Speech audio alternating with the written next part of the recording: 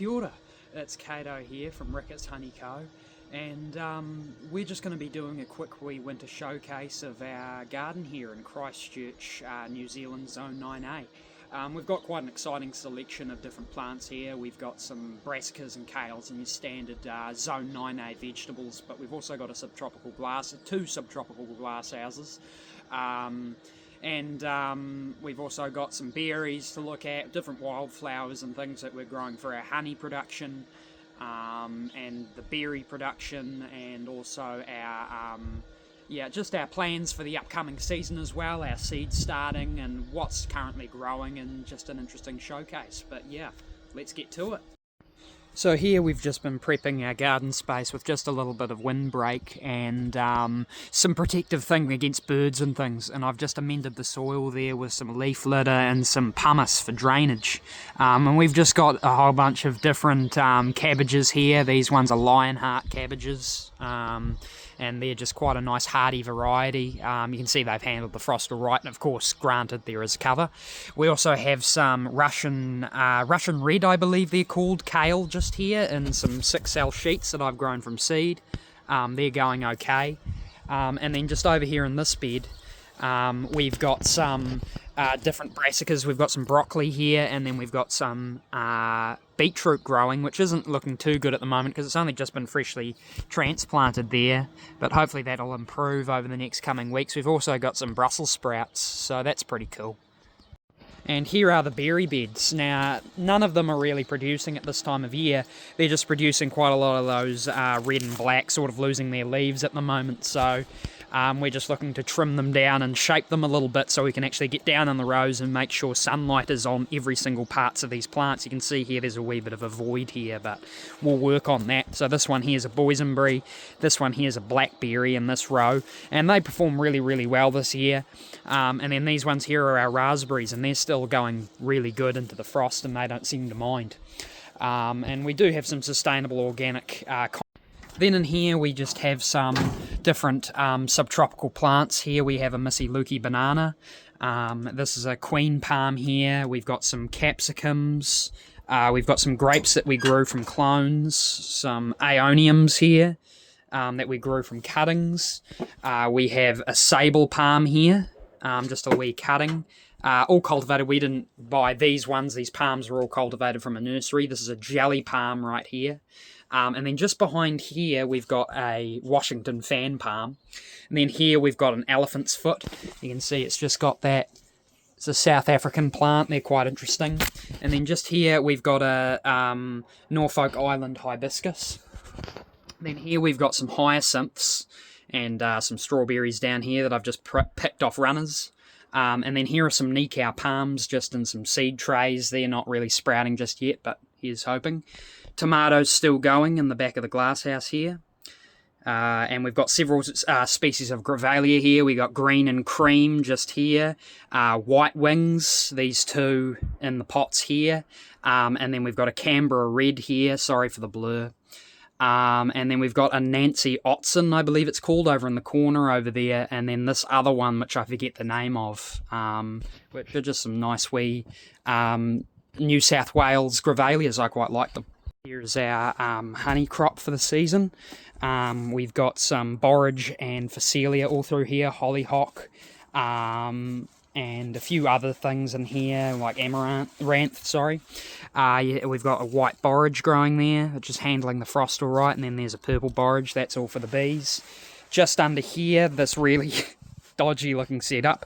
Under here we just have all of our manuka seedlings for the season. Hopefully they'll start to sprout. It's mostly weeds at the moment. And then over to the left here we've got some native Phyllocladus celery pine, and some different ferns, which I believe are the world's tallest fern and contained in these pots. I'll get a better angle of them later. And here's the second subtropical glasshouse. This basically represents a lot of New Zealand's subtropical species that don't normally grow.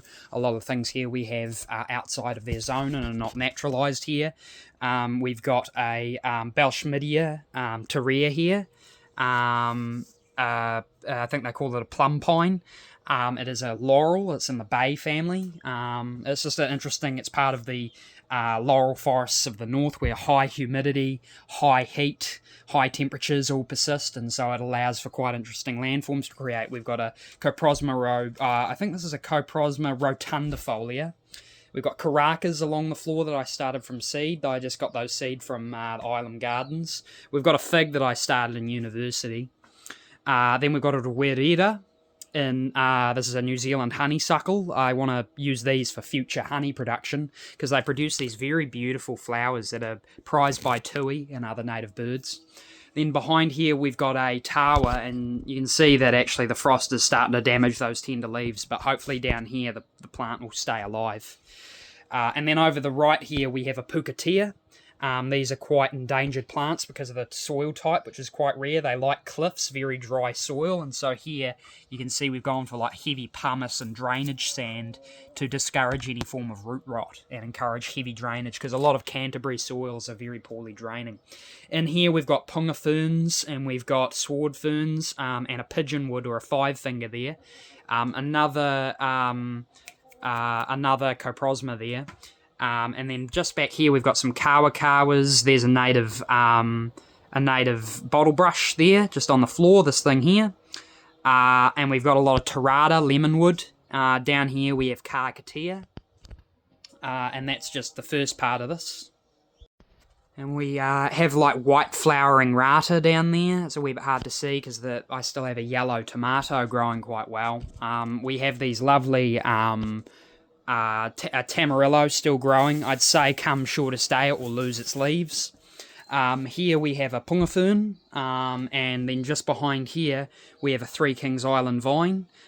This one's just growing up a new wee sprouting here, you see. I just got that one. It's normally pollinated by the native bat and the, I believe, the Three King Island bat, which I believe is extinct, but it is a very important specimen still to have, even though its species is long gone. And lining the floor here, we've also got very beautiful Kermadec Nikau palms.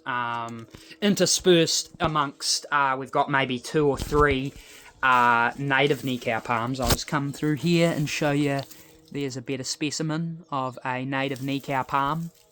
And we've got some kakabeak here. This one I'm just doing for just sustainability. Here we also have some black beeches. They're going okay. Some of them are starting to brown off, which I'm a wee bit upset about. Over here we've got wineberry and red beech. Mostly wineberry, and I think this one I think might be a hapuka or some other, I forget the name of that one, but that one is quite interesting. I can't remember the name of it. I'm hoping these are tawa, and some of these are New Zealand Daphne, I'm thinking, like that one over there, that one in the centre may be a New Zealand Daphne. More beeches, another 25, 50 beeches there. Then we've got a Australian banana here, a Missy Lukey banana. We've got 3 avocados, which are growing quite well, but wouldn't handle the outdoor conditions. The frosts are too heavy. And then we've got a toru here, another protea, a New Zealand native protea. And then we've got mahoes here, totara, and cabbage trees back there. And I actually forgot to document the temperature in here. We've got it going at about 15 degrees at the moment. Hey, man. Whew. There we go. Yeah, you see the piwakawakas at all hours of the day around here because there's lots of midges and stuff hanging around the compost. Yeah, just viewing this little wee wildflower area again, we've got some cone flowers popping up in the borage, and we've also got some hollyhocks and phacelias coming up. That'll just be some good wee late pollen that would normally be missed out on. Back there I don't really have much. I've just used this for a bit of southerly protection. Behind there's the chicken coop. Just here's a big feijoa. Yeah, pretty cool. This here's my citrus garden because they get quite dry in autumn and the dryness just kills them. I think this one might be a mandarin and that one struggles. There's my orange along here, and then this one here's my yuzu, and the yuzu seems to do the best in the dry, cold, wet. This seems to be the hardest. And now here's a wee mini herb garden. This is a failure. I'm going to try this again next year. I had a whole bunch of like catnip and things in here, and it's just dried out.